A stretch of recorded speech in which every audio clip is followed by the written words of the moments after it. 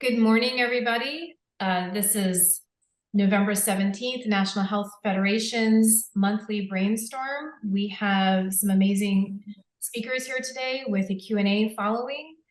We have Jeffrey Smith, Paul G., Delegate Tom Garrett, and Susan Clark with us today.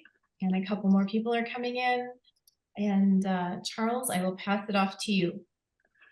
Thanks so much, Terry, for the yeoman's work, especially as movers are creating chaos in your house as we speak.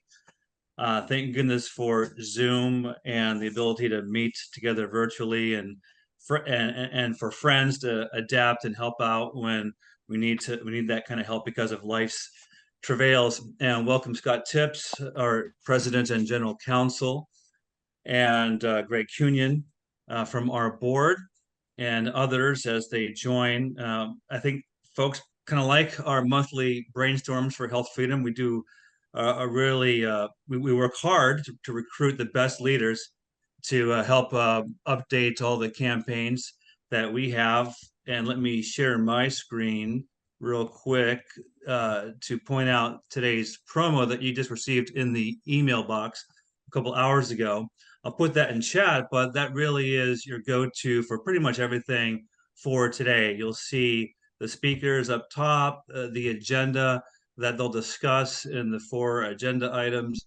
And at the bottom, be sure and click the Rumble channel and subscribe so you can watch the recording by sometime next week when it's loaded, and share that and help us get views. That'll bring attention to our mutual ventures. And there you'll see the social media at Facebook, LinkedIn, and Twitter. Please join.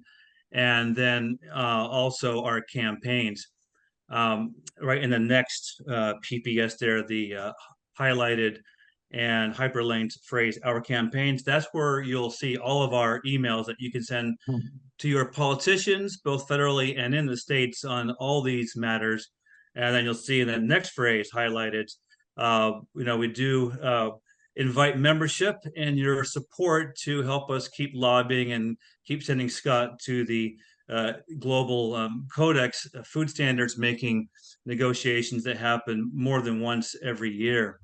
And with that, I'll stop share and bring on our first speaker, Jeffrey Smith from the Institute for Responsible Technology. I hear he is the expert on genetically modified organisms. And, Scott Tipps, why don't you mention real quick first your work at NHF over the past couple of decades, opposing these GMOs and insisting on the right of nations to label and not hide the labeling in obfuscating words. Yeah, I'm happy to. The NHF has been attending Codex meetings since 1997. And accredited as an INGO there since 2002. So we're in our 21st, actually 22nd year of attending and speaking out at these meetings. And back in the early 2000s and mid 2000s, there was a big push at the Codex Committee on Food Labeling to have all GMO products labeled. And in fact, we came, thanks to Michael Hansen, actually, who deserves more of the credit than do we. At that time, NHF was not attending these particular Codex meetings. We were attending the Nutrition Committee meeting, the Commission meeting, and one other one I don't recall right offhand. Now we attend about 6 or 7 different ones every year. But at the time, it was just Michael Hansen, and they came within inches of getting a codex requirement that all GMO foods be labeled as such. And by the time I started attending these Canadian-hosted meetings, usually held in Ottawa, sometimes in Quebec City and Calgary, but by the time I was attending, it had been fought to a standstill. And it's really thanks to Jeffrey Smith, because I turned to him for advice at times on what we could do and arguments we could make, and he was quite helpful. So some of your arguments, Jeffrey, made it before all the delegates at the Codex meetings. So thank you very much. And we had an impact where it looked like we were going to get a statement from Codex that all member states would have the right to decide for themselves whether or not to label GM products. And since there were about half of the member states were in favor of it, then that was a pretty sizable amount. But we couldn't even get agreement on that because countries like Argentina, the United States, Canada, most of the Western Hemispheric states, from Chile and Argentina to Canada in the north, were opposed to any labeling of GMO foods. As Barbara, I'm blocking on her name now, the U.S. delegate at the time said to me out in the hall, and she vehemently denies this now, but she told me, she said, look, American consumers are too ignorant to understand the difference between GMO labeled foods and foods that aren't labeled as GMO. That's what she told me. That's why because I asked her, I said, why are you opposed to this? You have a lot of people, a lot of citizens who want this to happen, to get the labeling in place. Anyway, it was fought to a standstill. So finally, Codex just abandoned its work on it. Nothing came out of it. And that's where we're at. And thanks so much, Scott. And Jeff, since then, I guess you've moved on to a more nefarious angle from GMOs that you call GMO 2.0, where they're going to manipulate microbes and create an existential crisis around our algae and microbes and fungi and the microbiome itself. And why don't you kind of tell us about that and what we can do about it? Sure. Thank you. And thank you, Scott, for your amazing work all these years. It's good to see you again. Thank you. Good to see you. I'm going to share a little story, being a little bit of a plot spoiler, of a short 16-minute film that you can get on the responsibletechnology.org website. The film is called Don't Let the Gene Out of the Bottle. And in it, my friend Elaine Ingham, who's a soil biologist, talks about a genetically engineered microbe that was almost released in the early 1990s with good intentions to help farmers collect their post-harvest plants, put them in a barrel and turn it to alcohol so that they could run their tractors and then take the nutrient-rich sludge at the bottom of the barrel and spread it on their fields as fertilizer. And because Elaine's graduate student, she was a professor, she had a graduate student that she was advising, was doing studies on this genetically engineered microbe, he discovered that if that nutrient-rich sludge had been spread on the ground, it could have, in her words, ended terrestrial plant life. Not just on the field, but if the microbe had spread and taken over the niche of the natural microbe and did its thing en masse, it could have been a cataclysm of the first order. One genetically engineered microbe, under certain circumstances, which we don't know if they actually would have happened, could have been a cataclysm. In the same film, we talk about another genetically engineered microbe that was almost released earlier than that, which theoretically could have altered weather patterns permanently. Now, the microbiome, the microbial communities, the micro Jedi army that we don't see, works on our behalf in magical ways. The algae produce most of the world's oxygen. The mycorrhizal fungi networks support nutrients by shuttle nutrients between trees. The soil microbes support healthy plants and draw down carbon, and the microbes inside of us determine whether we are sick or healthy. If we tinker with those microbial elements and shift the microbiome, we could cause disease and damage or collapse ecosystems. It's easy to see how messing up with the microbes could cause massive ecosystem problems, even from these two examples I mentioned earlier. Now, here's where it gets a little scary. Genetically engineered microbes, like microbes in general, can travel. They can mutate. And microbes swap genes with other microbes that can travel and mutate and swap their genes with other microbes. So if you release a genetically engineered microbe with a new gene sequence that did not co-evolve with our bodies or ecosystems, it could act like a Trojan horse and change the nature of nature, but not just in your intended location, and not just in your intended microorganism, but it could be swapped and changed and transferred so that it ends up in ecosystems around the world. A genetically engineered microbe released for soil remediation could end up in the gut of infants. And with all its antimicrobial and antibiotic resistant elements, it could completely rearrange the population of gut bacteria. Now we're in the age of GMO 2.0, which includes gene editing, an easy, inexpensive way to genetically engineer anything. And the biotech industry has lied about it, claiming that it is safe and predictable and even natural. They have convinced governments like the United States and Canada and the UK and Australia and Japan and India to turn a blind eye to gene-edited products, primarily plants, but in many cases, microbes as well. But the journal Nature describes gene editing, CRISPR in this particular case, with outcomes they call chromosomal mayhem, completely unpredicted changes in the DNA.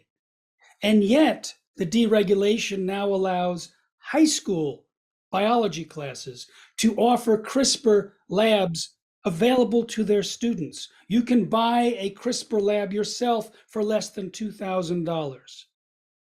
Think about the incredible variety of genetically engineered microbes to be released into the biosphere when every high school student in the United States, in Europe, and in many countries are releasing genetically engineered microbes on assignment.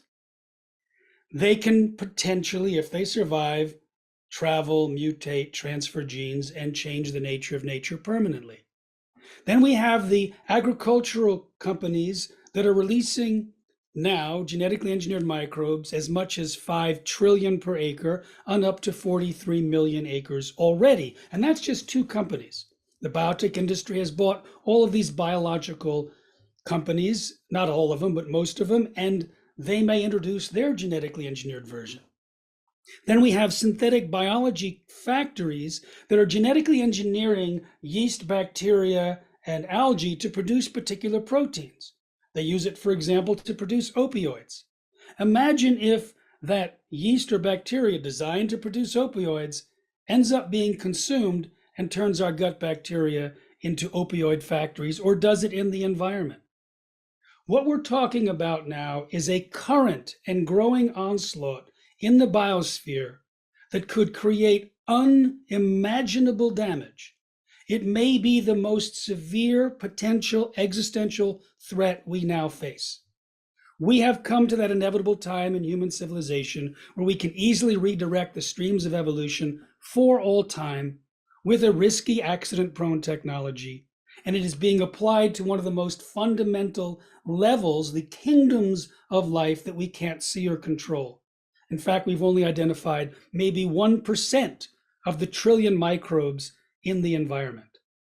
The Institute for Responsible Technology is calling for a ban on the release of genetically engineered microbes in national laws and international treaties, and the assignment of full liability for anyone that accidentally or purposefully releases genetically engineered microbes. And this we consider to be an urgent emergency. We don't want to wait for something to threaten terrestrial plant life or weather or infants or soil or algae. So we are spearheading a new movement of movements, bringing together healthcare practitioners, regenerative agriculture, climate change activists, environmentalists, ocean preservationists, the natural products community, spiritual and indigenous cultures, all of which cherish and depend on the microbiome for their success. So we invite everyone to participate at Responsible Technology.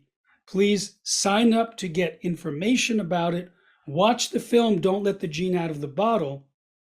And then later in this discussion, I can give you the good news, how already people are coming and rallying for support with financial support, with sharing information to their large lists, etc. And we want to do it very quickly. I was involved with building the non-GMO movement around the world for the last 27 years, speaking in 43 countries, many times, traveling 6 to 9 months a year for 13 years straight. We don't have that time now. This has to be handled right away. And I'm excited to bring this information to this audience that is so highly educated and aware of what needs to happen and also how things can happen. So I'll leave it there and tell you that maybe later we'll give you the good news. Sorry to be so heavy duty in the beginning. Oh, you ain't seen nothing So yet. much. Wait till our later speaker. Yeah. And this is an audience that definitely appreciates, Jeff, what you just said, and we'll discuss in the Q&A what to do about it, etc. I will mention the promo link I put in chat. Please click that, folks, so you can follow along. And at the bottom is the link to our campaigns. And while we don't have a direct campaign on Jeff's issue, we probably will get to it with his help. We are always starting new campaigns. We do have one that's somewhat related around the Farm Bill, and you'll see that at the campaign link, and it's an email. You click, you send it to your politicians, and the related factor is basically we're trying to protect local organic requirements that a lot of municipalities have that the Farm Bill is trying to preempt on behalf of the biotech industry. And the bill otherwise, the campaign of ours otherwise tries to limit pesticides. But we definitely will focus more in on this issue. And speaking of preemption of local protections, Paul G. at Wire America has been a leader nationally in the safe technology movement, which is just as emergent, frankly, as the GMO issue, because Congress is about to pass a boatload of bills to prohibit homeowners from having any ability to set back antennas from their bedrooms, kids' classrooms, local parks, farms, and the science about their danger is just as suppressed as the countermeasures that we just faced during the COVID catastrophe. I've done some lobbying with Paul, with politicians and their staff over the past few months. There's a lot of lobbying on this issue, and we are deep in it. Same link, the promo link there in chat, go down to campaigns and you can help us with that to stop the wireless mesh being turned into a digital gulag. And with that, Paul, take it away. Okay, thanks to Charles, and thank you for your first presentation, Jeff. It was very enlightening. Really, we're behind the 8 ball here, right? You know, the globalists are marching forward. They took their agenda 2030 and they're trying to make it happen by 2025. And so you can see they're throwing everything at the wall right now to see what's going to stick. What we need to do right now is to figure out how we are not going to sign up for whatever they hand us.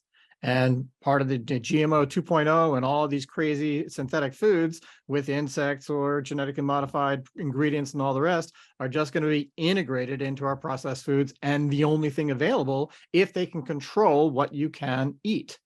This is all about the control system. It's about the digital prison. And the digital prison is coming at you, and they need all parts in order to make it work.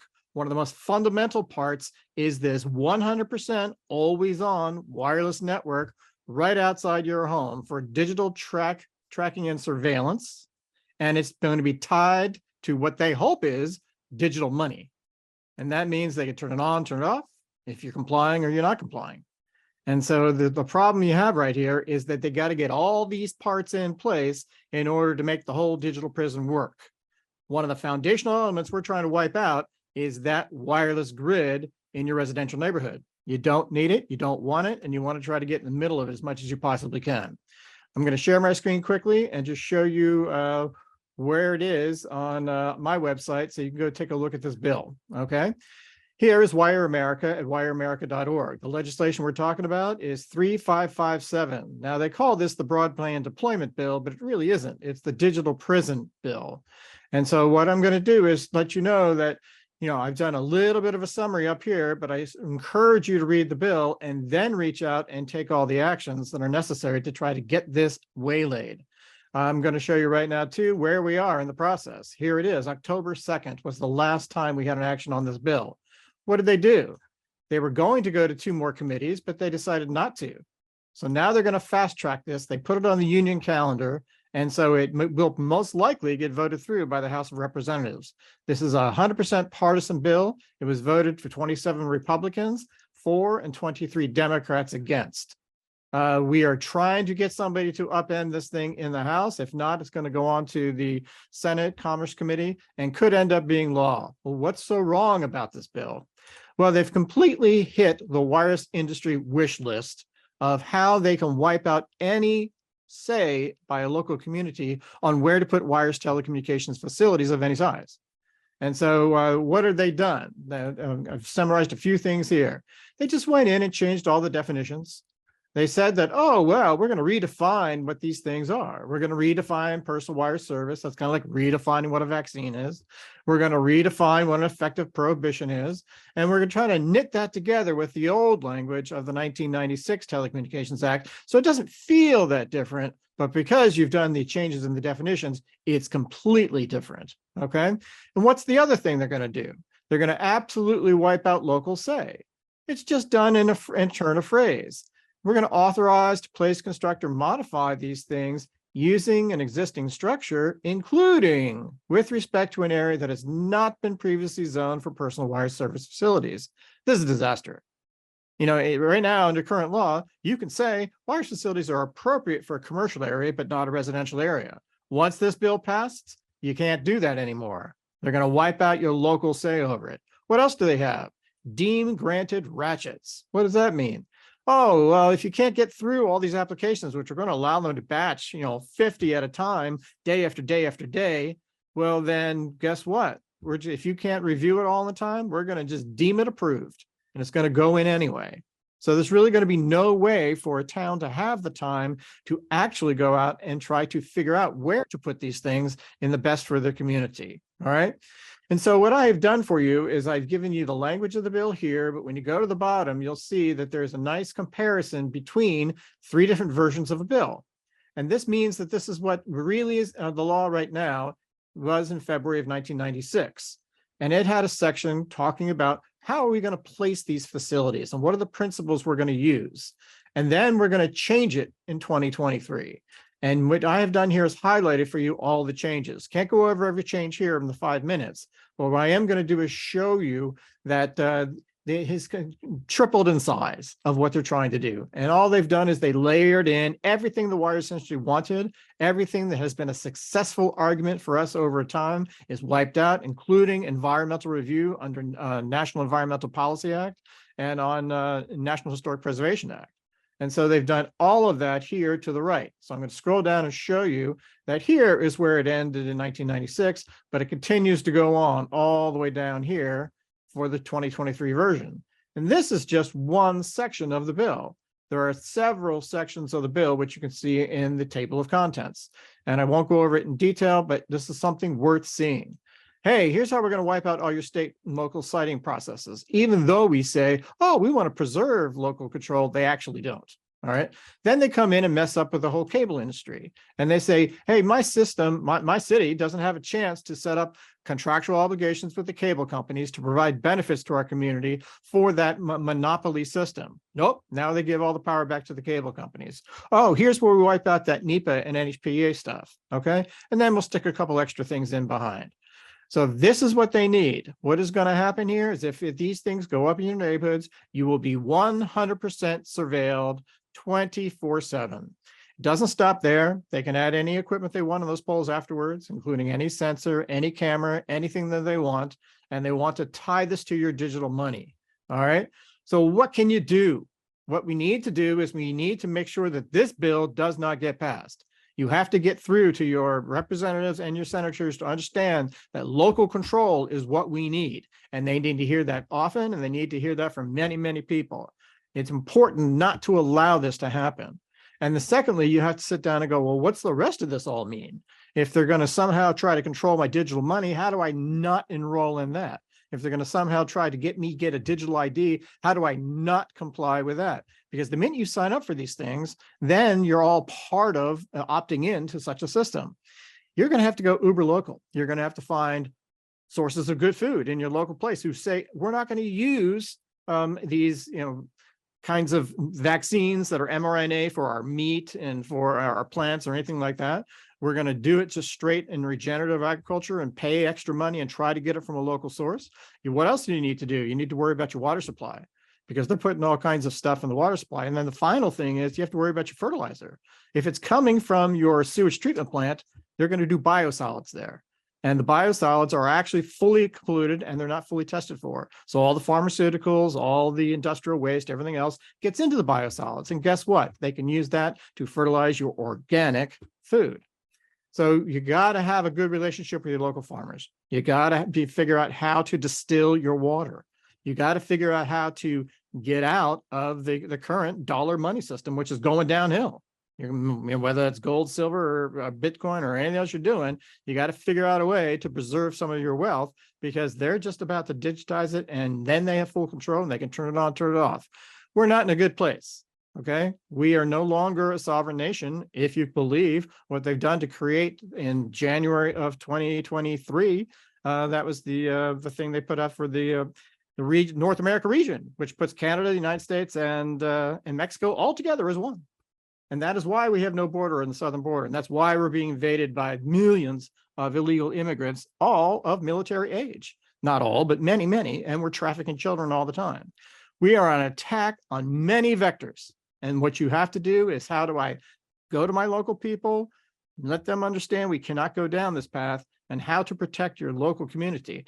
I think all the people at the top are in on the game. And so we're in a real tough position right now. I'll rest. Fantastic, Paul. And, if I can reclaim my sharing status here, let me just remind folks that at the promo, just scroll to the bottom, click campaigns, and you'll see a simple email that you can send to your politicians opposing this and other bills, which combined will turn the wireless mesh into the digital gulag or digital prison, as Paul mentions. Also, in my Substack, I just visited DC, and in this Substack right here, I asked Senator Johnson himself, here's a picture of me with him, would he put a hold on these bills in the Senate? And he wouldn't, but he understands the issue a bit more. People have to understand that vaccines got some education because of COVID. There hasn't been a catastrophe similarly to educate people on the wireless risk. So it's going to require, like Paul said, education of your politicians, local, state, and federal, coalescing with other groups, activism. If you want to get involved, contact me. There are regular meetings with activists who want to help us lobby these politicians. I had a meeting this morning with a Freedom Caucus member that might be promising. But COVID vaccines, that's just one part of it. There are so many other issues on the real chronic disease epidemic and the control grid coming from all these different threats. And Q&A will dive deeper into these issues. Before I go to Susan Clark to build on Paul's warning about the digital prison, is Delegate Tom Garrett available? If you have arrived, please raise your hand. I know he was busy with orientation in Richmond as a new delegate. He was going to talk about opting out of the smart meter bill in Virginia, which we want to do across the country. Also at that promo link at the campaigns link, scroll down, click the campaigns link. You'll see our new campaign to contact your state legislators to opt out of the smart meters, which is part of the digital prison. We'll have Delegate Garrett come back next month. It's going to be a winter issue in most states anyways. So assuming Delegate Garrett is not here, and I did not see a hand raised to get his attention, he can always talk later if he arrives. Susan Clark, is a researcher, public health researcher from Harvard, and she has joined lobby meetings with Paul and myself, with some of these politicians and their staffers, to warn them that if they keep allowing telecom to pass these wireless bills, they will lose support from the health freedom grassroots, whose support they gained during COVID. And Susan is going to go deeper than Paul has on the synergistic threat, not only from the World Health Organization and wireless, but also from geoengineering and the bioweapons themselves that we're injecting, and it gets worse. So Susan, with that, why don't you take it away? Okay. So to give any bad news, but hopefully I can give some encouraging. Ooh, bad microphone, Susan. You're gonna have to do better than that. Bad microphone. Really bad. We Can't hear tested you. it out. We tested it in advance. Doesn't work. Your call, How about this? Is this better? Charles, your call. Yeah, just keep testing a bit here, Susan. How is this? Not better. Not bad. No. All right. Why don't you turn off your video? I'll turn off the video. How is it now? Same. No, why don't you leave, Susan, and come back and Terry will let you on. I'll leave and please continue the conversation. Yeah, of course. Okay. So Terry, we can go to Q&A until Susan returns. Great. And If people want to raise their hands to ask Jeffrey or Paul any questions, please do that under the reactions button at the bottom of your screen. Could I make one more comment before we take a question? Absolutely. All right, so I follow a guy named Jonathan Cooey, and he is a guy out of Pittsburgh, used to work for the University of Pittsburgh, and he's come up with a really good study and a really good analysis of what really happened with the pandemic, so-called as it was described to us, and how we're being essentially engineered into a myth about it. And it's really important to understand this fundamental principle. The myth is, no matter what the origin, see, they have us all trying to argue whether it came from a lab or whether it came from some natural source. That's not important, okay? What is important is, how is it that an mRNA thing or that virus would replicate? And it is impossible biologically for it to be a point spread and go all the way across the world. There's too much variability. The only way they could engineer this idea that it's happening was by working the other factors and then reporting it back to the news. You need to make full strength digital clones of it, and you have to strategically release it in different parts of the world simultaneously. That's the only way you can get one of those full strength, same kind of sequence things around the world. He believes that was fully engineered. And then you have to say that we have to have a test that can report all kinds of false positives, which is what it is. They're just actually building background stuff. So the fact of that, the myth is, this thing happened, it went around the world, we came up with some kind of thing, it did us some amount of saving, we could have done it better, and it will happen again. That's the myth. The actual answer is, they're not going to be able to make it happen again. This can never happen unless you're actually duped by what they did to us. And so you have to be very wary about all the claims of all this, the next pandemic they're trying to bring down. You can't jump to the same fear. Biologically, it's impossible. It's kind of like making a cassette tape copy. Every time you make another copy of a cassette tape, it gets less and less fidelity. That's how the whole thing works biologically. And so he's done a good job of putting it all out. I suggest that everybody think about that. And I believe that probably has some applicability to this whole microbiome thing too. If you release it here, does it go all over the world? It'll mutate itself out in ways you cannot predict. The genie's out of the bottle in many, many ways. if I could ask a question, I'd like to put a couple folks on the spot. Scott, first you, and then Mary Bauer, if you want to unmute yourself. Scott, could you comment on what Jeff said about the microbe editing threat and how existential it might be? And while you think of that question, Mary, if you could unmute yourself, could you comment on Paul's presentation and just, clarify also how existential that is, the digital prison. So there's two questions from Scott and Mary, if okay. Yeah, well, I can go ahead and respond to the question you posed of me.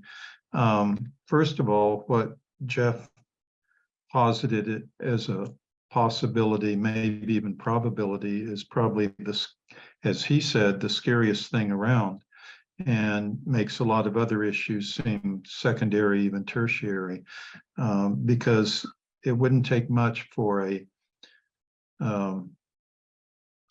let's say someone who's unstable, an unstable personality, to take one of these kits and to engine, but still quite brilliant, even if they're unstable, and to use CRISPR technology to engineer something that's quite dangerous for the environment, not only for humans, but for animal life or insect life.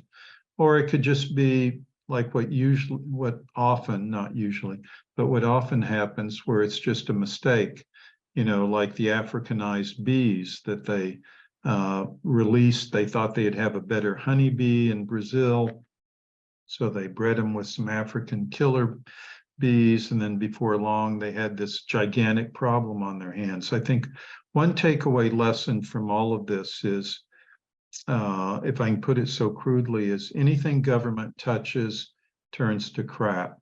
It doesn't matter what it is. It can have the best intentions, it can want to do the best thing in the world, but for some reason they're incapable of doing it. I mean, some people point back to World War II. Well, they conducted World War II well, but that's actually up for debate. I doubt that the Allies conducted World War II as well as they could have, and it led to all sorts of other problems. So even that's a disaster. And who was it? Milton Friedman said, put the government in charge of the Sahara Desert, and in 5 years' time, you'll have a shortage of sand. And so what we need to do is get the government, the government's responsible for almost all of the problems that we've had, working hand in glove with these overweight corporations. And they're just like these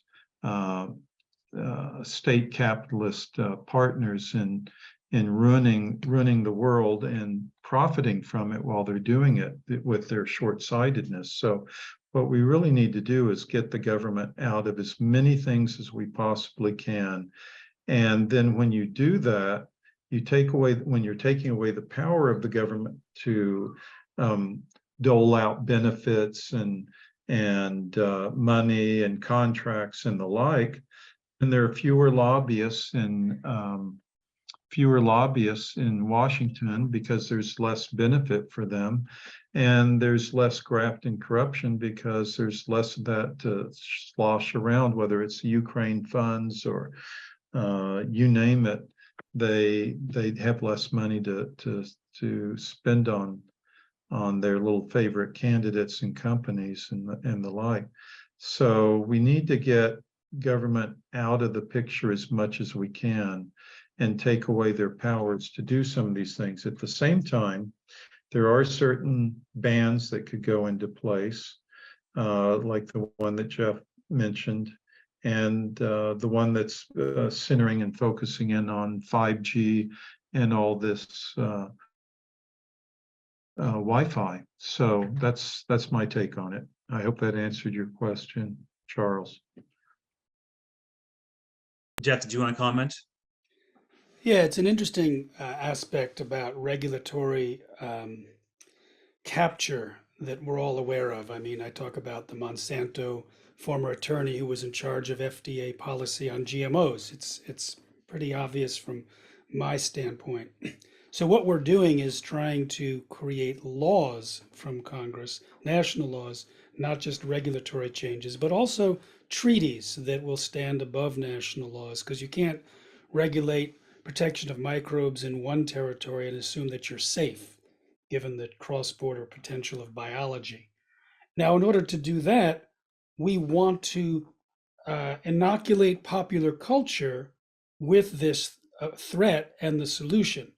And one thing I think everyone can appreciate from that very short introduction is how easy it is to appreciate the depth of the threat. It's not hard. It doesn't take a bunch of biological permutations and connecting dots. It is an existential threat. It's easy to convey. That's one of the greatest assets. We put that into popular culture. We bring all of these different movements together and then focus that like a fire hose, demanding what we need, which is a straight out ban of release of genetically engineered microbes, assignment of liability, then the nuances and ways that the corporations come in and cherry pick and get what they want is off the table. So I appreciate, Scott, you are deeply schooled in this corruptible government structure, and we're trying to break through and get past it. And at some point soon, let's you and I talk and put our heads together and share strategies. Most definitely. And thanks for your comments, Jeff. Those are really on point and very true. So yeah, let's talk after this at some point. Okay. We have Tom Garrett here, and he does have his hand up. I see you, Tom. Do you want him to go ahead and jump in? We ready? Sure. And Delegate Garrett, welcome. I'm sure you're in a hurry, and thanks for joining us. And you missed Paul's comments about the wireless mesh bundle of bills Congress is about to pass to prevent homeowners from being able to set back antennas from their bedrooms or kids' classrooms. And we're frenetically lobbying that in DC. And in combination with that force of antennas would be the Internet of Things and the smart meters, which you tried to allow an opt-out for in Virginia years ago. And you might again try that this winter. It might be as difficult now as it was back then, given the loss of Republicans of control of the legislature in Richmond. So why don't you kind of tell us what your thoughts are on smart meters and why you may stick your neck out for this important issue? So I think that, thank you, Charles, and thanks, Jenny. What great leaders you guys are for the rest of the folks in the meeting. Ultimately, an observation is that power never relinquishes itself, right? And the speaker prior to me, I think, accurately assessed that this is about control and power. And so how do you then get the electorate to exercise the power vested in them by virtue of the nature of our republic? And that begins with an educating of the electorate. And that's challenging, right? Because we're all being pulled in a million different directions. And if we can't see it or immediately perceive it, then we tend to deprioritize it. And everything we're talking about here today is both real and invisible, right? Whether it's potential impacts of GMOs or smart meters, what have you. And so what you do by way of education is important. In preparation for the meeting today, I've reached out to Dominion Power and the co-ops in my district. Wait for it, because I don't want everybody to scream at once, who all assure me that they already have opt-out processes. And so Charles and Jenny, I will be in touch with you after the meeting to understand exactly what it is they're calling an opt-out process and what it is that would be a best practice for Virginia. It's not just the fact that I may or may not carry this bill isn't just because Republicans lost control. We don't even know how many bills we're going to be allowed to carry this session. We have a new speaker who has less legislative time than I do, and I'm egregiously unqualified for such a position. So unless he's a quicker study than I think, then he is too. And so I just don't even know what the rules are going to be. But yeah, I tip my hat to you all for being active and educated voices to help educate the electorate so that they start caring about things that impact them, whether they realize it or not. I think, as you've indicated, Charles, that smart meters are really the tip of the iceberg. And tragically, you can't put the genie back in the bottle when we realize years down the road the impact that this has had on our children and our posterity. So again, we're kind of in a hand-holding process as to crafting legislation that might help advance an agenda for freedom and health and an informed electorate. And I know it's an uphill fight, but these are the fights that we have to have. So I apologize again for joining late, but as Charles knows, I got dragged into some classes today for members that I didn't know I was going to have just a week ago. So that's the way the calendar works. Indeed, Tom, and thanks so much for making time for us. And Mary Bauer, if you're still unmuted, maybe you can comment real quick that the problem that Virginia has and other states have is that the opt-out that utility monopolies offer isn't an opt-out. It's still a digital meter, that has other risks like dirty electricity. And what the bill that we pushed last year would do was require a real opt-out, which is analog or non-wireless or Ethernet, because we're not interested in aggravating the radio frequency microwave radiation any more than we have to. So that's the dilemma. And of course, there's the dilemma of how much are you going to make people pay to have safe meters. And then we would say, well, it's kind of double jeopardy, since we're already suffering an uncompensated taking from the trespass of radiation from our neighbors' smart meters. But we have to live with realities, of course, as we take baby steps towards freedom. Mary, did you want to comment on that? Terry, is Mary unmuted, or we have to request her to unmute again? Oh, yeah. Can you hear me? Yep. Okay. So whether you have an opt-out meter or not, the internal switch mode power supply creates this dirty electricity, and it's in a range from 2 kilohertz to 50 kilohertz. That's known by ICNIRP, which is over FCC, to cause adverse neural stimulation and phosphenes, which is light flickering in the eye, which can lead to retinal damage. So they already know that this is a problem and they're not fixing it. The way that the smart meters passed the FCC testing was by component, not by an assembled unit, meaning they only tested the card, the network interface card. They did not test the whole meter. So these frequencies should have been filtered out, but they have not been. It's a $2 fix, and nobody is making them fix it. And it's a real big problem with the smart meter deployment across the board. They really just need to throw these meters out and start over and make them a wired connection. And then the health issues would be very minimized. You'd still have your privacy issues and data collection and surveillance, but at least the health issues would be minimized. So that's one of the things that I would like to see, but highly unlikely that it would happen, in short time. And folks, Mary Bauer is a retired government radio frequency engineer and advisor for the Safe Tech movement, and she knows everything. Just an amazing resource, and she testified before the Senate Commerce Committee in Richmond last winter to no avail, since our government in Richmond is owned by Dominion, the utility monopoly. Susan Did you want to respond, Delegate Garrett, if you're still around? Does he have to be requested to unmute again? Or Tom Garrett? I think he has left. Okay. Well, that's okay. He's close to our movements, and we know how to reach him if necessary. Do you want to? Is Susan back? She is. Okay, so she's under Suite 16. Should we request? Susan, I just asked you to unmute. And make her a co-host, I think. Great, thank you so much. Oh, that's so much better. Yay. Oh, good. I apologize, my computer was overheated. So overuse, obviously. So I'm so glad to be here. I'm going to share my screen and hopefully this will work fine. Just a sec. I just made you a co-host. Excellent. And we see your hands raised. We will get you an order of raised hands, but we just need to hear from Susan first. Thank you, everybody. All right, I'm going to just run through this as quickly as possible. So I just want to thank NHF very much for all the lobbying that's going on. And yes, this is a critical time for lobbying, because we are threatened by, indeed, the digital prison. I'm going to be going through this presentation as quickly as possible. So please take a look at each of the slides, if you would. We're threatened by literal electromagnetic weapons. That's what wireless facilities are. They set everything up to be weaponry, not just communications. So I want to ask, are we anthropocentric? And I'm so grateful that Jeffrey's here today. Thank you so much, because we need to think of the whole biome. We need to consider bees and butterflies and birds and so on. Remember the animals and the plants, because we're mutually dependent.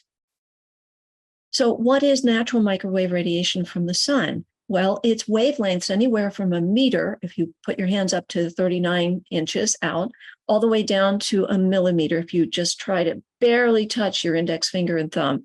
That is the size of life. That is microwave radiation waves. And of course, we have our sunlight, which is natural electromagnetic radiation. But of course, we're talking here about unnatural or xenobiotic, foreign to life. But why will we never feel natural microwave radiation from the sun? Because all of these wavelengths from a meter down to a millimeter and many more besides cannot get through our atmosphere because of water and OH negative molecules. So our bodies actually grew up in the size of radiation that doesn't get down to Earth. So how much of our body is water? A lot. And that's why it's important to understand that we are sponges. We're walking sponges for this radiation. So what are digital waves? Actually, I want to just go to the previous one here. The difference between analog and digital here. Oh, wait, there's water. Okay.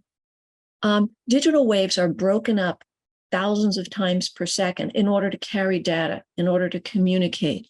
This is modulation. And according to our top EPA most prolific researcher, Carl Blackman, that radiation, when modulated, it's the modulation that really makes it most hazardous. So we are analog beings, as are all of these other wonderful creatures around us, and the bacteria and the microbiome, right? Everything's analog. However, when we're exposed to digital radiation, we are interfered with. So that's why we want to look into what this actually feels like, because we may be less sensitive creatures, those of us who are here actually using computers, but other creatures may be much more sensitive than we are. And what happens over time when our nervous systems and others are exposed to xenobiotic, meaning foreign to life microwave radiation? Well, all of us have nervous systems. Plants have a sort of nervous system. And what happens is that interictal spikes are produced. These are unnatural, inappropriate spikes that occur in the brainwave. And when we have a lot of them, an awful lot of them, an epileptic seizure will occur. When we have just some of them, what people experience is discomfort, agitation, ADD, ADHD, learning and memory impairments, and inability to sleep. So here are some of the chronic illnesses and early death that are chronicled in the very large area of science, the body of scientific literature on radiofrequency, microwave radiation bioeffects that are known: neuro, cardiac, reproductive, cellular effects, and much more. So how concentrated are microwave deployments? Well, 5G is much more concentrated by intention in order to focus on the device, whether that's a computer, cell phone, or another. And the more concentrated the radiation is, the more it becomes literal weaponry. And people can kill with microwaves. I've been hit personally with a maser, which is a microwave laser. It almost killed me. And I can tell people that story if you'd like to learn it. It was just before a big article was to appear in the Associated Press about a petition that I had circulated in the public health schools in Boston. So what if we also have metals in our water-filled bodies? Well, then we become much more antenna-like. We absorb much more than we would have when we're already walking sponges. So what are in those injection vials? Well, people have done a microscopy, and there's an awful lot of stuff that shouldn't be in there. Very hazardous components, as you've probably learned. For example, microchip with 90-degree corners, and nanotech as well, nanochips.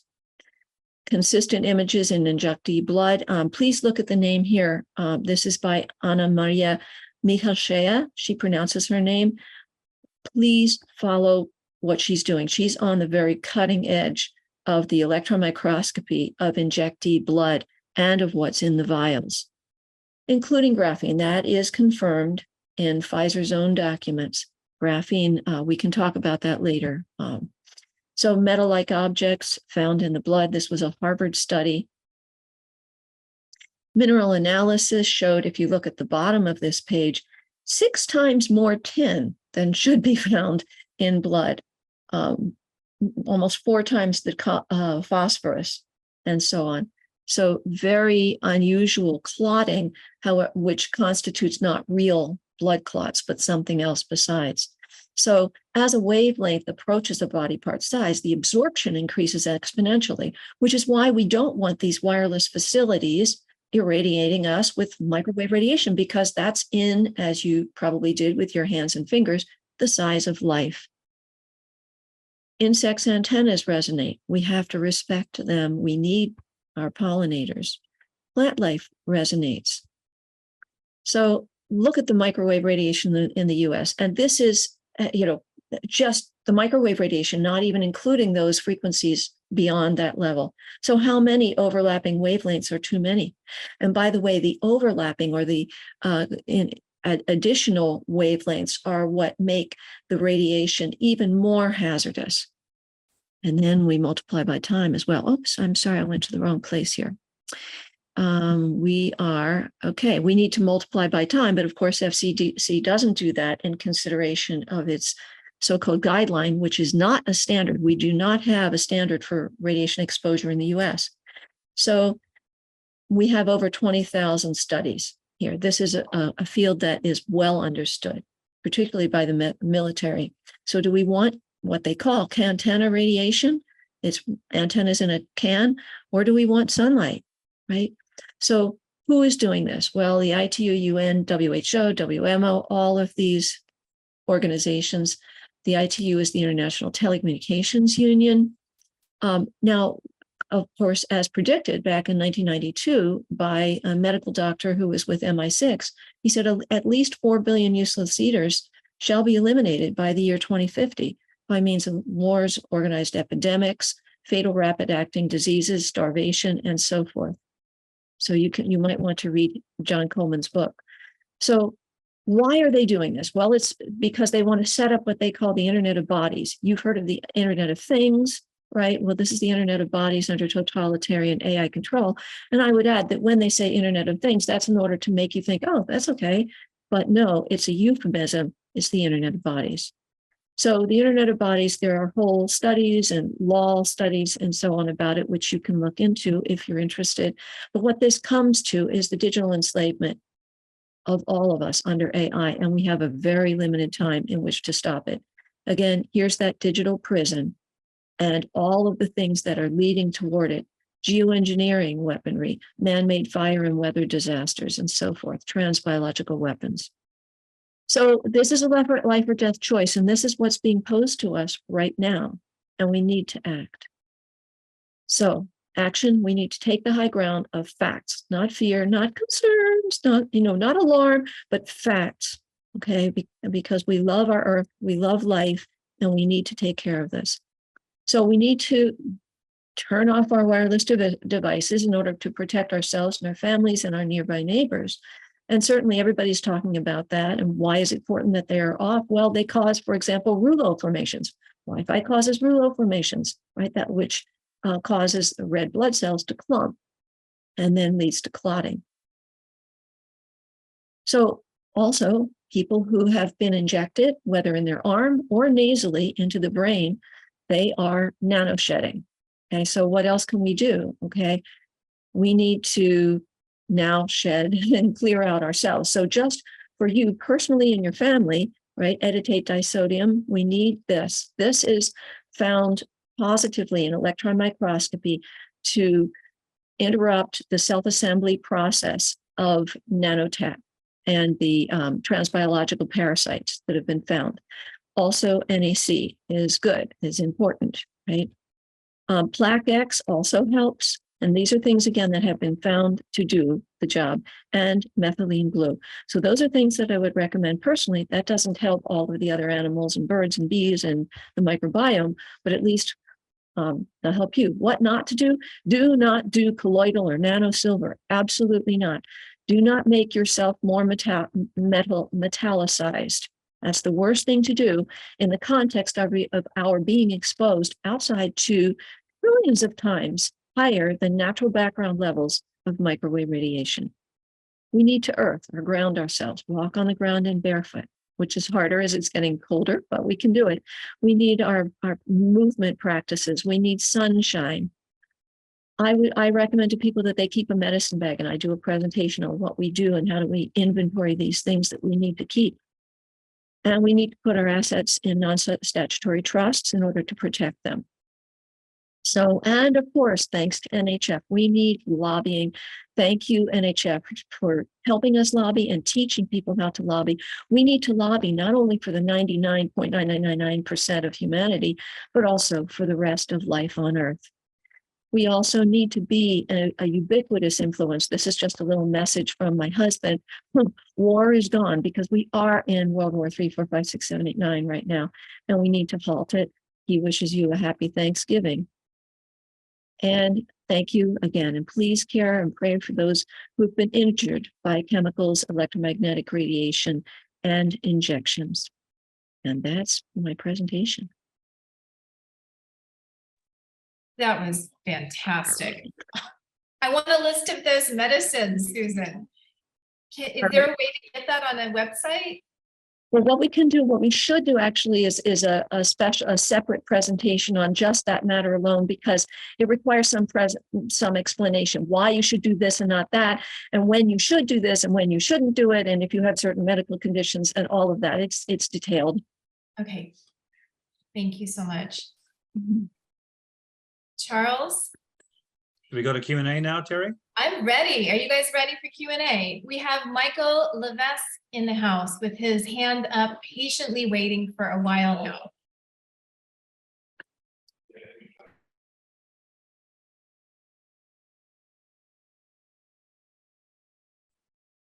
Michael, you're on. You have to unmute. Okay, there we go. Oh, well, this is an excellent presentation as usual. Wonderfully put together by Charles, and it's great to see Scott and all the other members of the board, as well as so many other visitors. And Susan, I love your presentation. It was just wonderful. I'm just thinking, didn't you write something about 5G and firemen a while back? No, that was actually a different Susan, but I actually knew the researcher personally who was involved in that. And yes, it is true that the firemen who were monitored, and they actually use quantitative SPECT, that's single photon emission computerized tomography, in order to find what was going on in their brains after this exposure to radio frequency radiation from a nearby cell tower. The firemen had to stay in a location right next to it.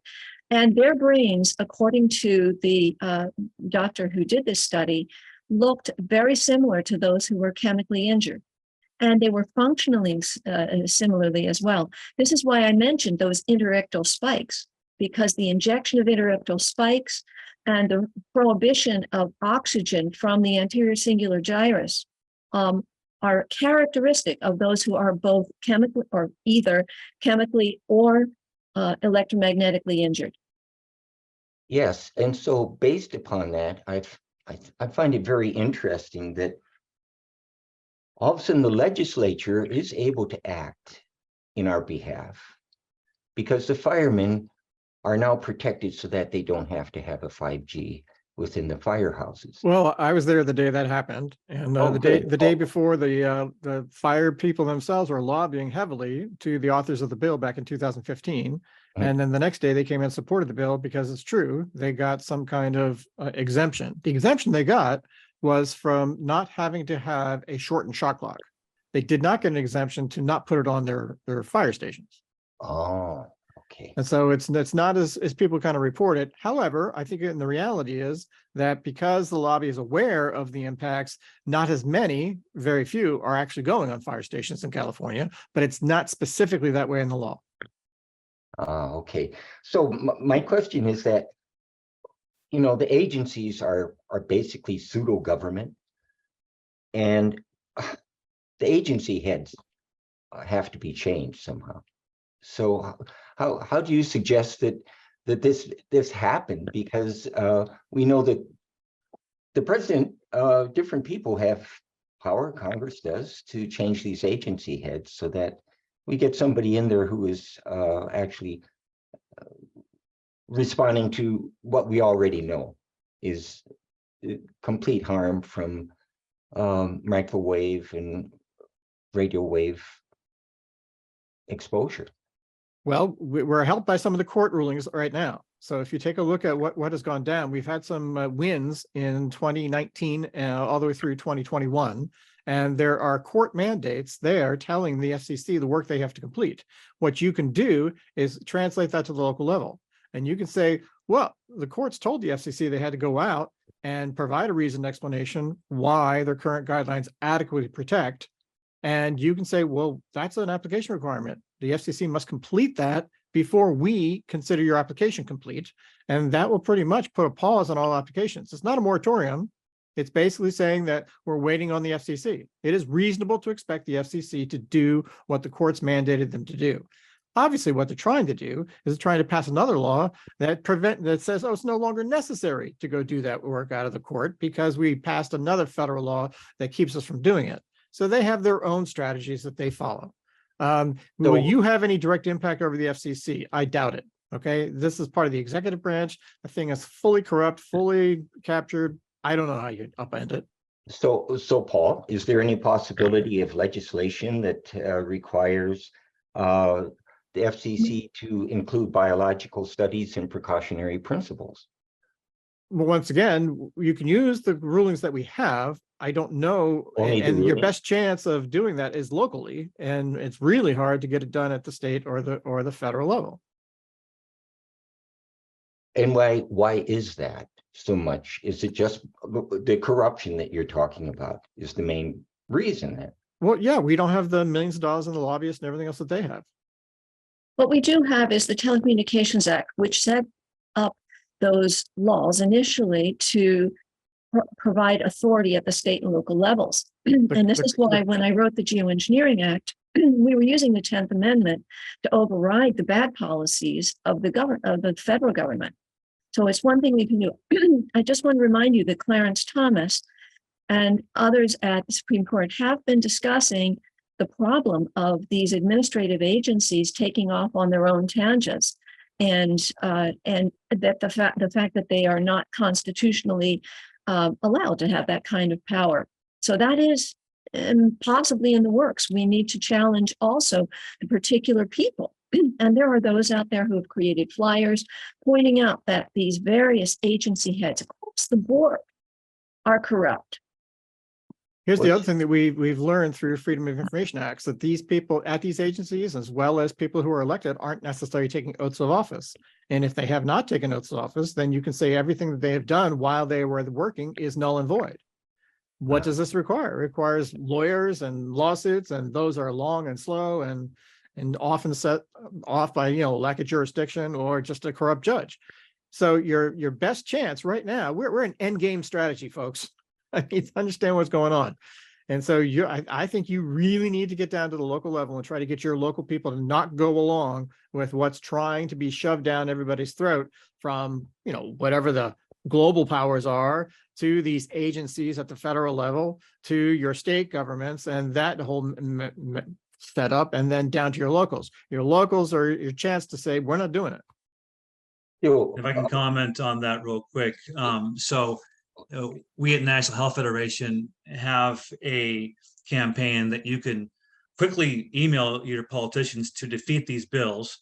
We definitely need emails, so these staffers and congressmen have at least a chance to learn that at least some people in each state don't want the wireless digital gulag. And so, yeah, that's just a comment. Do our campaigns. Could I say something more, Charles, just real quick? Sure. And that is it appears to me, Paul and Susan and Jeff, that we need a complete change of leadership in the country. Then, I mean, if the president has the power and the Congress and so forth, you have to have a change of leadership and somebody who is actually knowledgeable about this whole situation and can make a difference. Or let me rebut that. Paul, sure. You might comment too. If you only had good people argument might work if we get good people, but if we don't, we may want to look at the Constitution, which under the 1826 Ogden decision, Justice Marshall, the Chief Justice, said there is no federal role for healthcare. And if we think about the fact that public health has health departments in all 50 states, why duplicate that with the CDC? If we have Underwriters Laboratory offering certification, why duplicate that with an FDA? If we have research in all the universities and in private clinics, why duplicate that with the NIH? If we have welfare for health with Medicaid in all 50 states, why duplicate that with Medicare? So there's also the devolution argument to properly structure government, because you're never going to get the right people.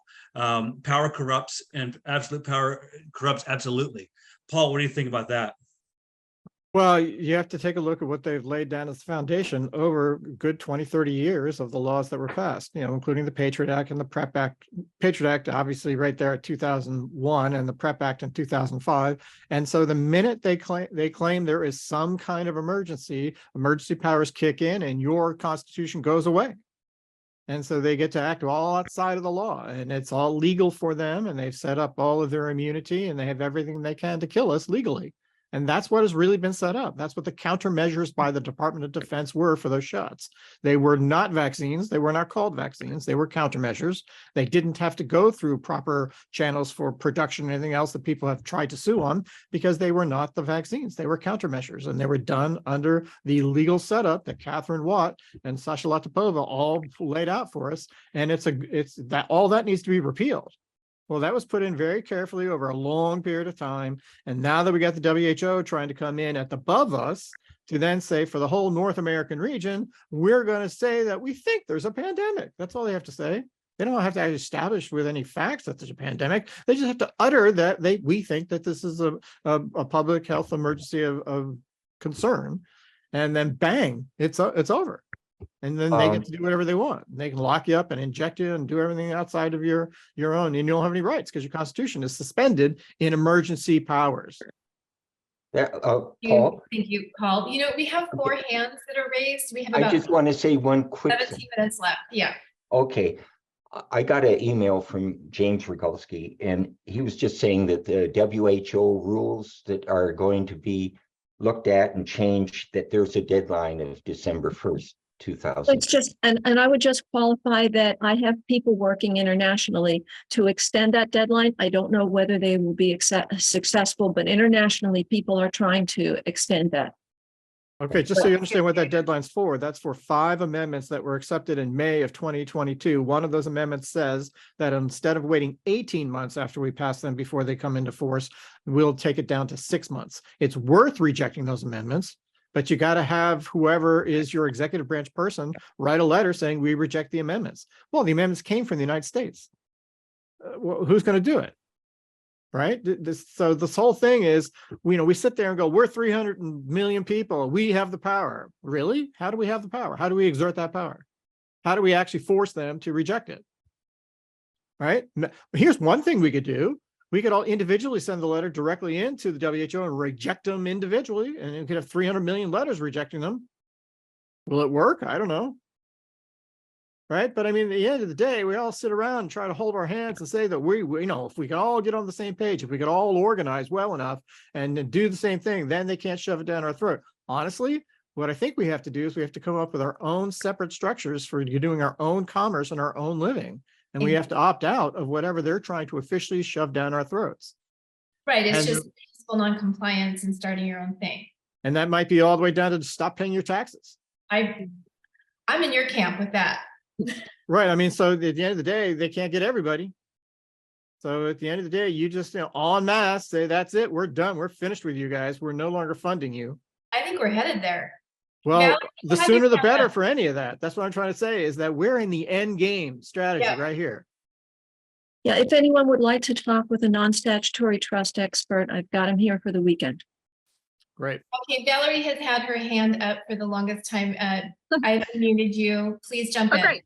Yeah, thank you. I just want to say hello. I had the pleasure of meeting Charles this past week at the forum with Senator Johnson.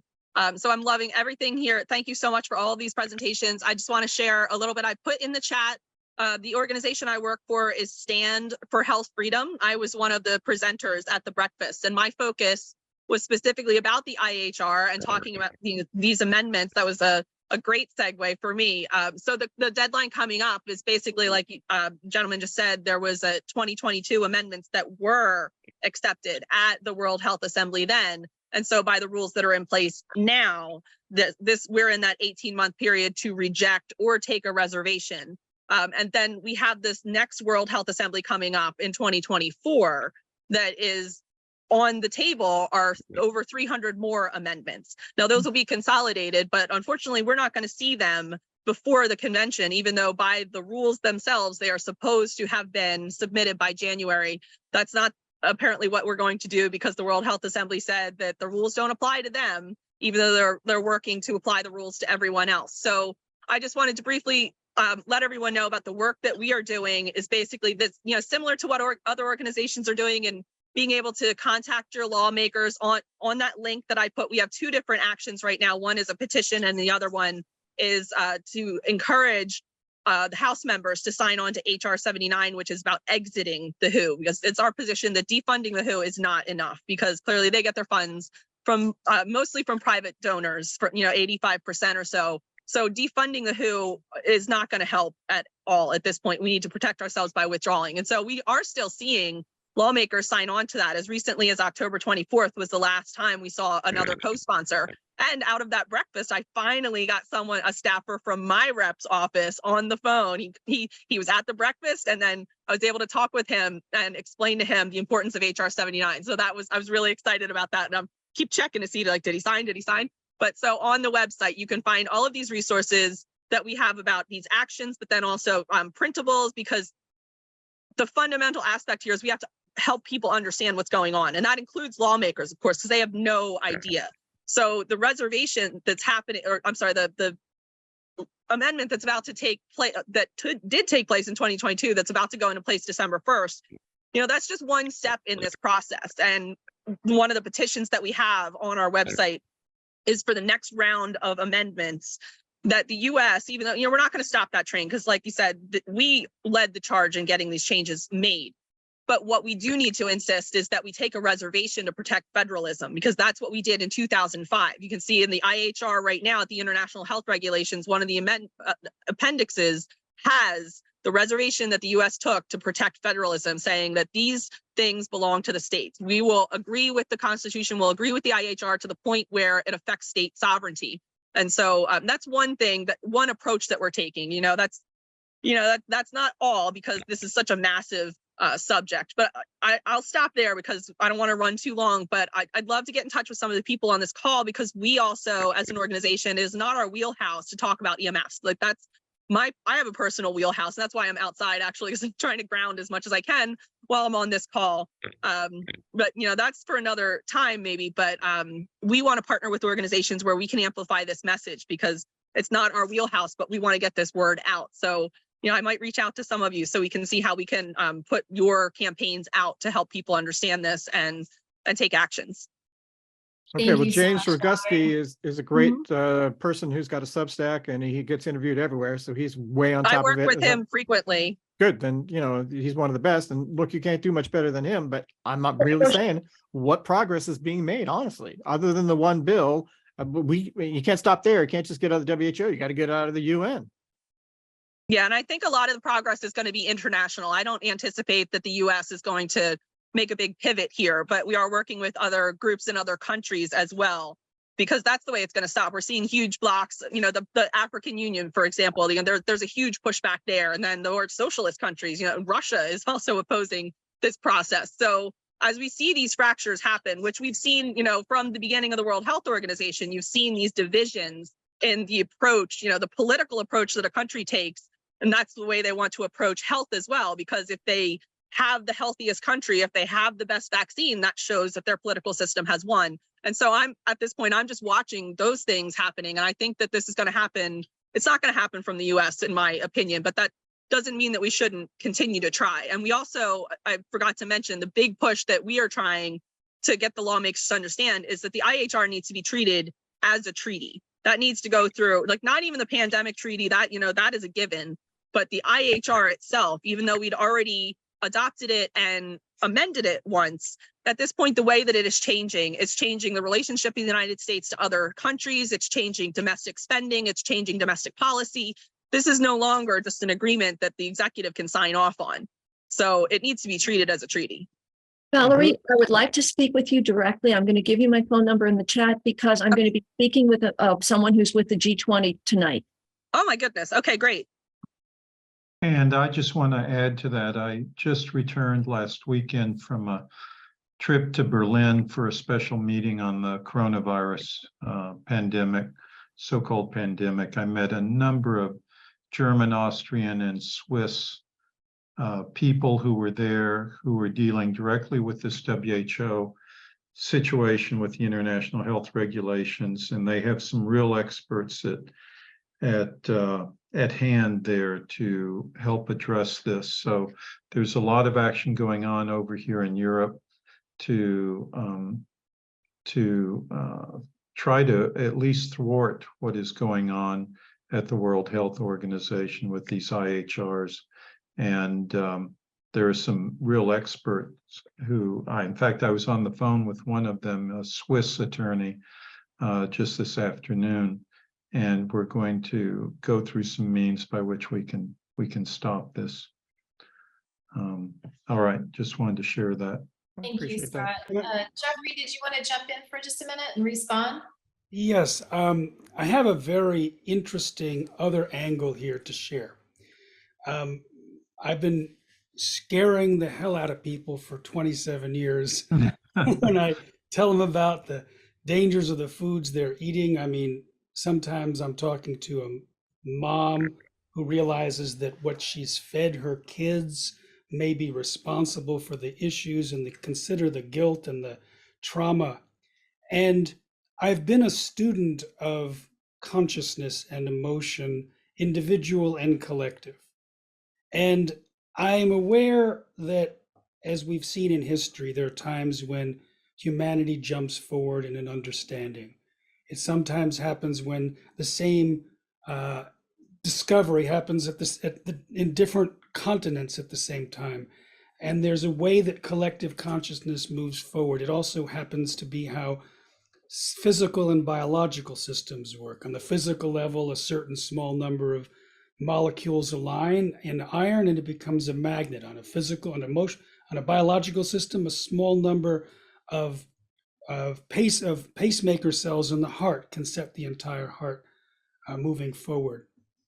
In addition to all of these absolutely brilliant strategies, and not as opposed to them, there's a question of what we can do individually on the level of consciousness to help move collective consciousness to that next level. And one of the things that to me is clear is not succumbing to fear, because that fear, it creates the mechanism of control. Now, in addition to not stepping into fear, there's also, we're talking about we need to change the WHO, we need to change the regulatory system, and that may be true. And when we say that, we also don't want to feel a victim of it, to give a power away to it. Paul's idea of becoming our own sovereign group has both a physical reality, but also a psychological and consciousness reality, so that we, instead of feeling like a victim, we can feel like a victor. And we learn all of these things. We absorb them and become aware of them and pass them on, sign up to get all the newsletters, do all of the things, share it with others from that level of sovereignty, inflappable power, and joy. And this is a chance for us to bring our power into this time when it needs it, perhaps more than ever. Maybe this is why we're here now. And so it's a shift. It's turning the dial up on a personal sovereignty as a means of facilitating and catalyzing change. And to me, I'm bringing it up now because there's so many things we could worry or fear or give away our power to. And I want to emphasize, this is not instead of all of these brilliant strategies, not instead of going to this website and clicking on those campaigns. but the energy that we bring in to that process, how we handle the minutes after this incredibly intense meeting is really important. And it operates on a more fundamental level of human consciousness where there is so much power. So I wanted to just throw that into the mix as another thing we can do individually. It's funny, Jeff, on the weekly wireless activism calls, Julian Grasser makes that point a lot, to make sure and fix yourself, meditate, step away from the activism for a bit to reset. And we do have a collective impact. I know I do Kundalini yoga, and so does our co-host Terry. Maybe that's why I recruit, to help us on these things. Well, that's always why I ask the question of the guest. I say, how do you cope at the end of the meeting? Like, what is your coping skill? I ask people that question because these are not easy topics. This is difficult stuff. Okay, so we have 3 more hands up. How do you want to navigate? Should we just go through and ask if there's questions, get them asked and answered? Yeah, make them quick. Okay, Dr. John, you have had your hand up for eons. I have unmuted you, and then it's Jay Newman, and then it's Mary. Okay, thank you for allowing me to ask the question and inviting me to this forum. It's been a while. I have 2 questions and I have a comment. So my first question is to Jeffrey. I guess I'll put the questions out and then I'll make the comment and then people can answer it. The first question is to Jeffrey. For the last 2 years, I spent my summer and fall up in the farmland of Minnesota, southwest corner of Minnesota. And up there, all they grow is GMO corn and soy, and the majority of that is used for the making of ethanol. And my question, and I've been there when they turn the crops over, and it's just dust. It's not that thick peat moss-like topsoil that I'm used to when my grandfather had a farm in Puerto Rico. The question for me, for Jeffrey, is that what's the incentive for these farmers to do what they're doing, especially when they're destroying their land at the same time? They're not really growing food for consumption, either for livestock, which we're not supposed to, I don't know, I think they still give GMO corn to livestock. What's their incentive? And then the second question is either for Susan or Mary. What happens when you have a bank of these smart meters? Like right now in my office behind this wall here, I have a bank of them. What is the health ramifications of that? And also a comment concerning what Paul talked about the virus. I was involved with this with Dr. Rashid Buttar and Dr. Tenpenny. When it first came out, we knew it was a bioweapon that was coming out of the lab. We knew that it started in North Carolina. We also knew that they never really isolated a virus. It was only a spike protein that they were able to find. And I think Paul is right in terms of this was disseminated. I know Dr. Artis has this theory, and I think it's been confirmed to a certain extent, that it was actually a lot of it was coming from snake venom that was being either put into the water supply or in other ways sprayed out. And also, Susan, one other comment I want to make concerning your recommendations using NSC, which is also great, but also high dose vitamin C, zinc, and niacin will also help with people who have had COVID or can protect against COVID, because I used that in my protocol with a nursing home up in Georgia, and nobody in the 79 patient nursing home ended up getting COVID, dying, or getting sick. So those are the comments, and those are my questions. So I'll just sit back and listen. Thank you so much. I'd like to make a correction, first of all, because the recommendations that I were making were not for whatever illness we might refer to as COVID, right? I say COVID intentionally because COVID-19 means Certificate of Vaccination ID AI. Okay, it always was a military program started from DoD. It's Right. And really, excuse me. COVID is not a pathogen. There is no such pathogen. Well, In that's- labs that have actually analyzed living and dead tissues from humans who were diagnosed with COVID, they have found no SARS-CoV-2, but they found, I think, something like 100 different pathogens otherwise. So it's very misleading for us to refer to that as a pathogen. What I was doing in my presentation, by contrast, was showing what we all need to do because we are all infected, if you will, right now with nanotech, synthetic biologicals, transbiologicals, and and graphene, and the way that graphene actually coalesces and crystallizes and forms antennas, literal antennas within the body. That's what I was talking about. And that's why the only things that have been found in electron microscopy to deal with those are, number one, EDTA, number two, ethylene blue, number three, plaque X, and number four, I recommended the NAC, although that hasn't been quite confirmed, but it should help. So if you want recommendations for what is called COVID, which is many, many different things, I have a separate protocol which I can share with you, not dissimilar from yours, but absolutely proven to have cured anything that was called COVID back in the day. Well, the only thing I want to really say in this comment is what the true virus was fear. That's what they did, was to make people fear so they can take the bioweapon, because the real bioweapon wasn't really working. It was the injection that they were trying to get into people. That's what they were trying to do. Well, yeah, that was the goal. And so you're right. It was all a story to basically create a bunch of fear, because the mortality for that, if it was properly treated, wouldn't have led to that. And it's clear that the protocols that were in place led to many of the deaths. So the answer is, all we can do is we could argue ad infinitum. Was it a virus? Wasn't it a virus? Is it this? Is it that? Yeah, so And that actually just spins us in a circle. What you really want to do is, you're right. Don't take the fear. Don't think that pandemics can actually start from a point and go all across the world from one point. Doesn't happen. They have to engineer, they have to make clones of it with DNA, and they have to strategically release it in order to somehow report to the world, oh, we found it here, we found it here, we found it here. And then you believe it traveled from Wuhan to Italy, or from there to somewhere else. By the time it gets somewhere else, it all will mutate and be something else. Right. So all I'm Right. saying is, biologically, it's impossible to have a point source go all around the world. And the answer is that you shouldn't buy into that ever again. And the whole mythology here is for you to buy into that.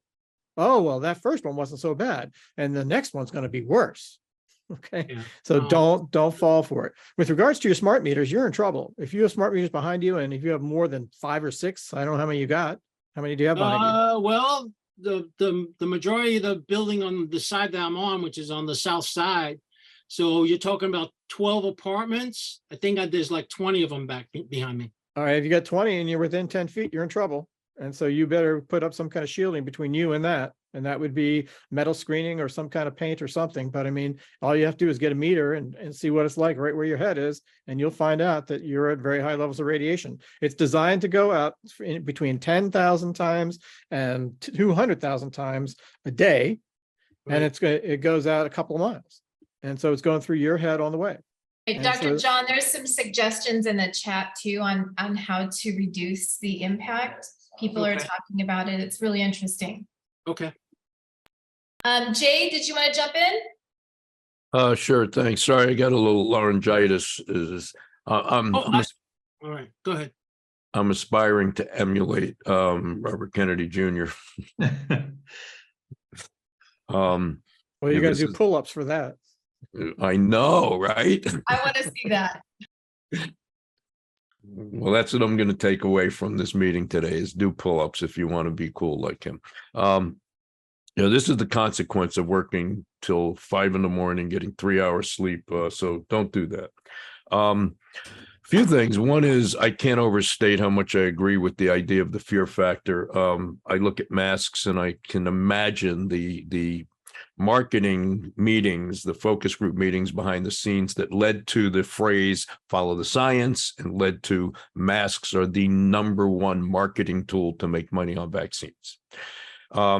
I'm going to talk about silver for a moment in two ways. One is right now, and the other is because I'm in the field and I know a little about it and I want to address it with Susan. But when I introduced the ionic silver that we make 20 years ago, I got a phone call from a guy who said he was the #1 expert on bacteriological warfare and consultant to the CIA and the Pentagon. And he said, if there was ever such an event, the public has two things it can rely on to protect itself. #1, silver, and #2, trusting their immune system. Which means the reverse applies also. The fear factor here has been harming people's health and selling vaccines, which segues me to this topic I keep bringing up here. When we're trying to lobby, we're trying to bring about change, we're trying to bring about legislative change, convince lawmakers. I think it's so important and potent to emphasize that there are people, that want to reduce the population. There's certainly this phenomenon of power, is corrupts, as Charles is pointing out. But I think so much of it is a combination of power corrupts people that are completely ignorant and drinking the Kool-Aid about the virtues of vaccines or ignorant about the potential harm of the microwave radiation. But I think it's so important that behind that all, we emphasize that there are small numbers of people that are just driven by the addiction to more and more profit, and their ability to influence what is in the public psyche is so profound. And I think, and they don't care about reducing the population. It's just profit, profit, profit. Look at the 5G people, look at the vaccine people.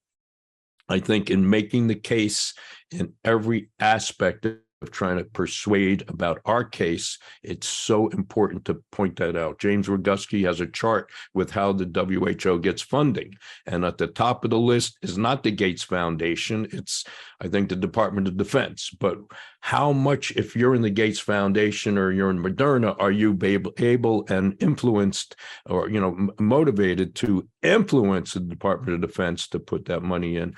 I just think that's such an important area of emphasis in all of our work to persuade people.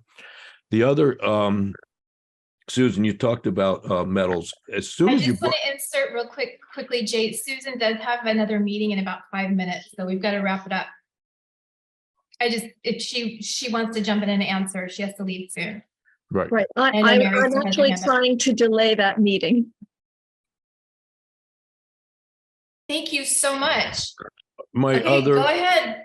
My other point is this, Susan, I am extremely knowledgeable about silver. And as soon as you mentioned metals, it raised a red flag for me, because since I got into holistic health and decades ago, minerals comes up. And a lot of this language of metals being bad and minerals being essential seems to me to blur, because on the periodic table, I knew 20 years ago that because of modern agriculture, the amount of natural mineralization in our diet had been depleted so drastically, and the amount of silver in the average diet was depleted 20 years ago by over 85%. And I see what the silver does to save lives. 7 out of 7 people that were going to die in a hospital from COVID or whatever in Manhattan went home in a few days when they got our silver. Regenerating tissue, helping the immune system not be burdened with fighting pathogens. It's so beneficial, and 90% is eliminated within a week. This is well-known science. But broader than that, how do we distinguish between you buy mineral supplements and you read the trace minerals list and the essentials. We all know the essentials of minerals. It's probably the single most important supplement to take. How do we distinguish between those minerals and metals, and not just throw the baby out with the bathwater saying what's bad? Thank you for asking. Yes, because a lot of people, particularly, they'll say, well, wait a minute, we need copper, we need iron, we need zinc. And that is true. We don't need silver per se, but we do need the others, and they are metals. So what do? Well, the problem is we're living in a completely different environment than what existed in the 1970s when you were first introduced to silver. Ionic silver, nanosilver, colloidal silver. We can no longer intake metals to our body. Silver is a large molecule, as you know, and it penetrates entirely, easily, the blood-brain barrier. Well, once it penetrates, what else happens? Well, anything can get in, right? It allows because it creates an impaired blood-brain barrier. It allows other toxics to get in, toxic chemicals. It allows other like bacteria to get in. So it's absolutely essential, because once we take that silver, it's just going to collect and collect and collect, and then it doesn't get out of the brain. And then what happens when we're exposed, for example, to magnetism? Well, those metals are going to move around, right? Now, when those metals, for example, collect back here at the occipital area, what happens? Multiple sclerosis. When they collect here, right, in the, let's say in the areas of language and cognition and so forth, math, whatever, impairment. And so it's very important not to put metals into the brain. Now, is silver effective at stopping infections? Absolutely. Problem is, it also has a harmful side, very harmful side right now, that we are surrounded by trillions of times higher than natural background levels of radiofrequency microwave radiation. We're in a completely different world than we were in the 70s. And that's why it is not good. It's positively harmful at this stage, given what is external to us. Now, we live in a wired home here, but the problem is there are people in other homes that have hot spots. There are all sorts of problems from the wireless facilities that even though we cannot see them here from our home, right? We've been very protected. We have wire shield paint and whatever, but we still have too much radiation getting in for even me to be taking silver. And this is why I provide for everyone a protocol for infections. Boom, can take care of everything. What's necessary? Heat and alkalinity, number 1 and number 2, right? I would even say number 0 is timing. As soon as you have the first hint, like laryngitis, of maybe an infection, you take care of it right then and there. But I would provide my my protocol for infection to anyone who wants to see it. And then we can knock it out without having to resort to something that also is harmful at this stage in our problematic Earth history. Thank you. Susan, I appreciate all that. I take exception to your categorization. I know silver inside and out, upside and down. I'm one of the top experts in the world. I've been doing this 20 years. I have already pointed out to you that the amount of silver that most people take when they buy one of these products and use it for health purposes is less than what's been depleted from the average American's diet over the past 100 years due to demineralization of our soil. And science knows very well that most of it is eliminated from the body. I don't know where you got this idea that it's not needed just because the Academy of Science hasn't recognized the function. Killing germs and healing tissue is a function. And I just would encourage you to learn more before using the vital megaphone that you have, doing the vital work you're doing, to maybe inadvertently do a disservice to people. Please look into it further. I encourage you to do that. I have looked into it very well for many, many years, decades, like you. I've been in this field for 35 years, sir. And I know what I'm talking about. And I also know some biochemistry, and I know neurotoxicology. Anyone who knows neurotoxicology knows the functioning, the mechanisms of how silver, a large molecule, can penetrate and does penetrate the blood-brain barrier. Silver is not a molecule, Susan. And of course, it's a very highly conductive metal. And that's really the problem. You don't want conductivity in the brain, and it only collects more and more and more. It doesn't shed out of the once it's in the brain, it's there to stay the rest of the day. So we have a disagreement and we need to move on and end. Yeah, we have a question on board. Mary's last question. Mary, you're unmuted. Yeah, it's more of just a piece of information. So we've talked about 2 very existential threats, the GMO food and the wireless, but there's actually a third one, and it's called the role of AI in our human population. And there actually was a bill passed that wasn't really talked about. That was Democratic supported. Excuse me for 1 second.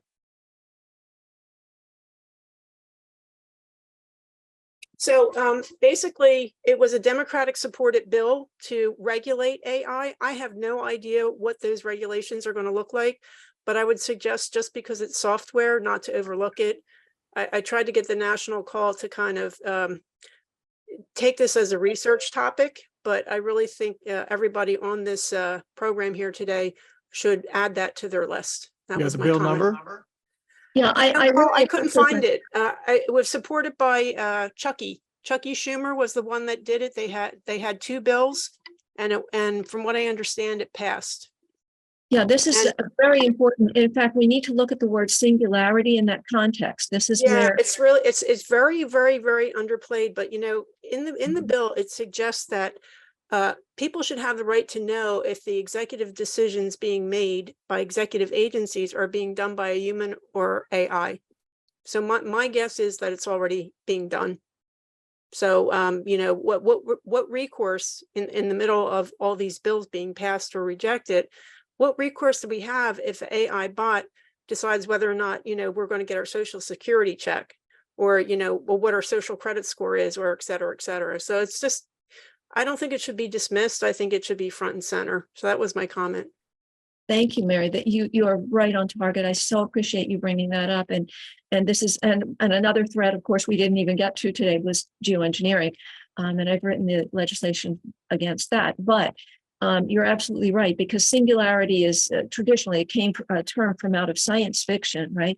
That is now talked about at all the tech schools, Georgia Tech, Stanford, MIT. The singularity is on the tip of their tongue every day. And they're looking at it, unfortunately, as a good thing. Oh yeah, AI will take over and AI will make all the decisions. And yes, there is a lot of AI influence already upon our administrative agencies' heads. And that's why I think what Clarence Thomas is doing from within the Supreme Court is, you know, a potential help here if he'll really put himself on the line for this last stretch of his life and say, no, we cannot have administrative agencies ruling the rest of the country. Thank you. I want to mention that AI and biotech are coming together where you can set up an array of robots to create new GMOs and drive it with AI, which of course is crazy. I also need to answer John's question earlier about what's the incentive behind the farmers growing this genetically engineered soy and corn. There's an amazing coming together of a lot of forces to control the thinking and the economics for farmers, what they can get insurance for, what they can get loans for, what they're taught about, where they can sell their products, the forward contracting. And what they're not told about is regenerative agriculture, developing proper soil, etc. So the short answer is that there's an orientation and kind of a long-term marketing / brainwashing effort backed up by the farm journals, the land grant universities and their extension agents, what you can get money for, where you can sell your product, and even the psychology of having a clean soybean field that you can spray with Roundup and feel better than the neighbor who might have some weeds.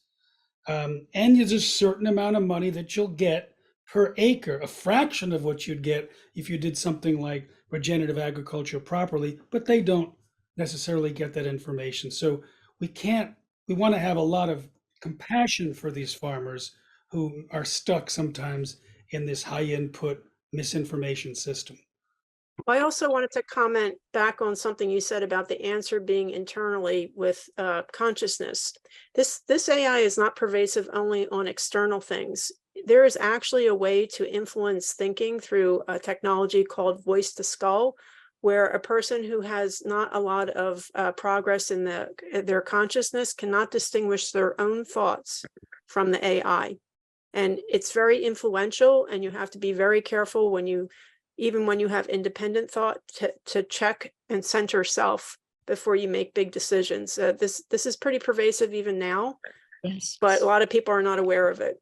Voice to skull is very, very commonly used and probably for all these things that we see that just seem unreasonable.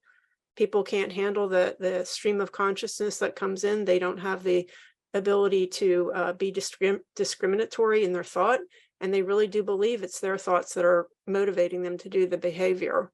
Voice to skull distributed how? How is it distributed? Mary, voice to skull is something actually that's been around for a couple of decades, and you're absolutely right. What I would say is that there are now other mechanisms by way of growing literal antennas in the body, particularly in the brain, particularly through the PCR injection, which was not a test, that allow that kind of creation of thought within the brain that cannot be distinguished, at least not easily, from one's own thoughts. And so between voice to skull and these new texts, yes, people are being overwritten and not being realized that They are definitely we're being run or handled by others than themselves. That's why meditation. And I is think so the role vital. of AI, just, this is just my own opinion. I think it is going to terraform both our biology and the earth. And so this is why it's so important to pay attention to it. All right, everybody, we are well over our allotted time, and we're 20 minutes over. I want to be respectful of everybody that's been here and has spoken for us and to us, and there's been so much information exchanged. I hope you can all connect and exchange emails, your social media, your websites. I will put all of that information on the edited video that's going to be loaded up onto Rumble. Scott, did you want to close with any last thoughts for NHF? Yeah, I do. And thank you, Terry, and thank you, Charles. And all of our guests, our special guests. Boy, did we have a good slate tonight or today. It's tonight where I am. But in any event, a lot of this is super useful information, and some of it even scarier for me than I had thought, such as the microbes that could take over the world kind of scenario that Jeff Smith pointed out, and let alone the others. Having just returned from the trip to Berlin, having in 10 days' time an upcoming Codex Alimentarius meeting in Rome, week-long meeting of the Codex Alimentarius Commission, and a lot of fighting that's going to go on at that meeting. I really want to encourage all of you who can to please help support the NHF in its efforts. All of these things cost money. The trip to Berlin wasn't cheap. The trip to Rome will not be cheap. And even though I'm pre-positioned here in Europe, it still costs quite a bit of money. And quite honestly, NHF has been not the best at sticking its hand out in front of everyone's face and asking for money. And that's one of our things we need to correct in the future, is we need to be as aggressive at asking for money as a lot of other organizations do. So in any event, I would urge you to please join the NHF, even if you're a member of your own organization. We put out a magazine. I kind of briefly flashed this up when I think it was Dr. John, or maybe it was Jeff, saying something about fear being a factor. I don't know if you can read this. This is actually the winter 2019 issue. We were one of the first, if not the first, to publicly say, look, this coronavirus, this COVID-19 thing is a scam, and the only thing you have to be afraid of is fear itself. And that came out it stated winter 2019, it came out in early January 2020, but well before the lockdowns, the vaccines, the experimental injections and the like. So if you're a member of NHF, you'll get sort of cutting edge information on this. We've featured good writers in there. We've had, not recently, unfortunately, but material from Jeffrey Smith and others. And in fact, Jeff, I'd really like to invite you, if you have another article around 2,000 words or so, I'd love to put it in the magazine again, because your stuff is always a big hit. Susan, maybe you have something that could go in there as well. And we'd really appreciate that.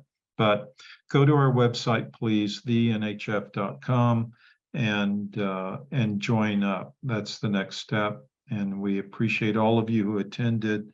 The quality of the attendees is really extremely high at these Zoom meetings. These are really influential people, and all of them heroes and heroines in their own right. And there's all stories here that we can see. I mean, that we could hear. Anyway, thank you all. And actually, it's very dark here. I've got to take care of some tasks outside before it gets too much darker. And but I appreciate all of you here today. Thank you and bless Thanks, you all. Scott. And mark your calendars for Thanks for December meeting, everybody. 15th. Mark your calendars for December 15th, our December monthly Zoom. Make it a habit, and then we'll work together. Thank you, everyone. Thank you, Scott. everyone. Thank you, Thank Terry. you. Thank you. Bye, Happy everybody. Thanksgiving, everybody. Thanks. Bye-bye. Have a great Bye. holiday. Susan, Bye. Paul.